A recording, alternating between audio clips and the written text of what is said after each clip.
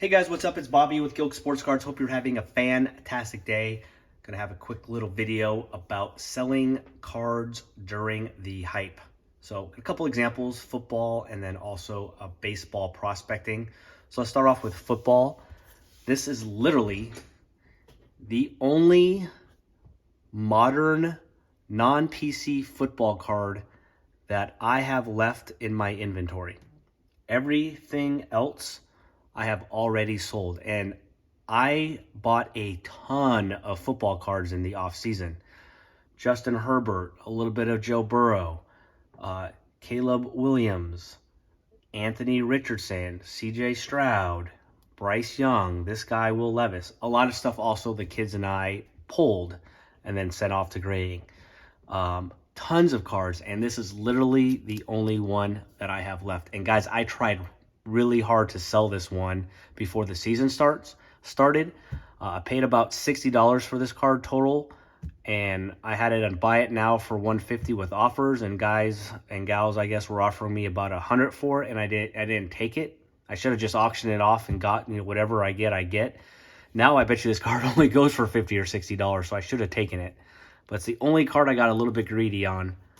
Everything else I already sold before the season started. If you guys take a step back and think about it, like, can you name any football cards or players that their cards are going up since the season started?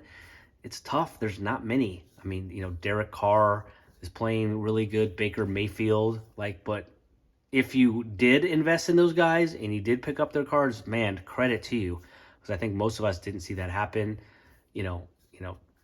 Joe Mixon looked pretty good the last couple of games. Obviously, the Kansas City receivers, Worthy and Rice have looked good, but for the most part, it's all about the quarterbacks.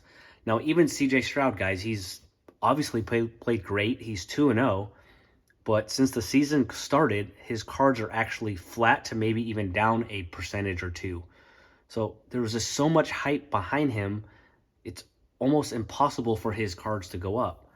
So I think CJ Stroud is great, and I had a lot of his cards, but I sold every single one of them because most likely this was my expectation of what was going to happen. It happens every year. Before the season starts, sell all my cards. And every once in a while you're going to be wrong, and some guy potentially like a Derek Carr is going to go absolutely off, and you could have made a little bit more money. But if you probably average out all the cards you sold at that time, it's probably a smart decision. So again, the strategy next year is, and I still have some football cards at grading. So, you just get what you get when I get those back. But the strategy, once again, is when the season ends, to buy as much raw quarterbacks as I can and get them graded and then sell them about a month before the season starts. So that will be the plan going forward next year. I will hopefully not make this mistake again. At this point, it's just one card, not a big deal. It would be probably worthless to sell it now. So maybe he has a couple good games in a row, and I can maybe sell that card at 80 or 90. So no big deal. That's probably what I will do. The second part, guys, is prospecting. So if you watched my baseball prospecting video a few months ago, or talking about players that I'm investing in, one of my favorites was Luis Angel Acuna, who you see in front of you right here.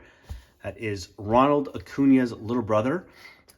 He is faster than Ronald, might even have better hitting tools, at least regarding strikeout ratio and batting average, but he doesn't have as much pop as Ronald. But just his, he's a top 100 prospect, and just from his last name, I felt like his cards were going to pop as soon as he got up to the major league. So I sold. This card is the funniest, guys. This card is the funniest. This card is crazy. So about a month ago, Acuna, he's actually playing really bad in the minor leagues. He was batting under 220. So I'm really surprised that the Mets brought him up last week, because he wasn't playing very good. I assume there was probably an injury. He's a shortstop, I believe. So probably an injury, and he got his opportunity. But a month ago, guys, I was like, I wasn't feeling him. I'm like, I just want to make some of my money back. So I put this on eBay for $100 at an auction, and nobody bid on it. Then the following week, I put it for $50. You know, I figured I'd at least get like 60 or 70. No bids. No bids. So then the following week, so 2 weeks ago, I put this on eBay for $40, and still nobody bought the card. So last week, Luis Angel was brought up to the majors, and he actually, I got lucky. I ain't gonna lie to you. He's batting over 400 and has already hit a couple home runs.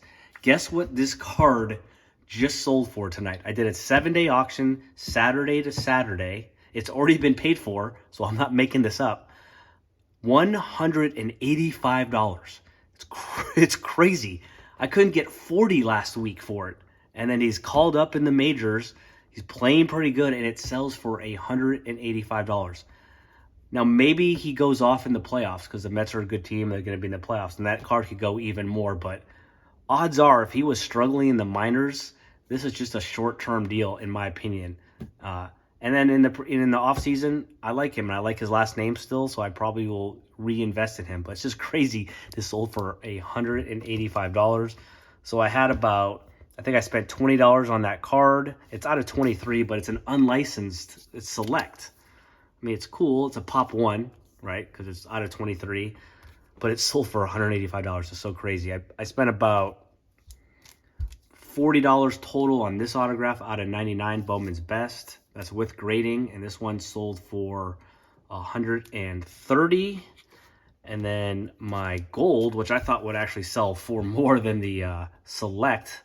This is out of 50, obviously, gold. This one sold for $168. So, and I think I spent like $60 for this or something like that. So, huge profits. Now, again, maybe I'm making a mistake, and maybe this guy is for real and goes absolutely off. But, you know, you could always buy the cards back. People are going to forget about baseball in the off season, and that's the best time to buy them. So I'm just going to sell them now. You know, hope he plays well, all good. Just take the profits and potentially get back into him during the off season. So that's it, guys. Just wanted to share my success stories, and it's really not rocket science. But if you guys are into, buying cards to grade and then flipping them, just try to understand that you should sell your football cards before the season starts. You should sell your baseball cards before the season starts. Like guys like Mike Trout next year will probably get some hype going up before the season if for some reason if you have Mike Trout cards or whoever.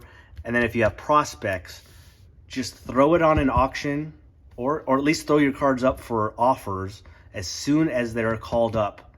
And hopefully they play at least pretty good, and then you're going to absolutely kill it. I got really lucky with this guy, Mr. Acuna. So that's it. Hope you enjoyed the video. I really appreciate it, everybody. Subscribe if you haven't. We're doing videos every day. And we will see you on a video tomorrow, guys. Peace.